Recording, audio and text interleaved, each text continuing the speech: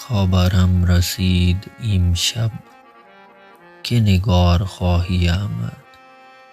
سر من فدای راه که سوار خواهی آمد.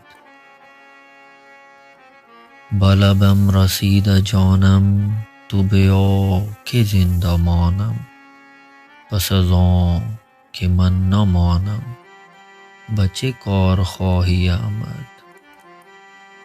همه آهوان صحرا سر خود نهاده بر کف، به امید آن که روزی به شکار خواهی آمد. به یک عمدن ربودی دل و دین و جان خسرو، چه شود اگر بدین سو دو سه بار خواهی آمد. خبرم رسید امشب که نگار خواهی آمد.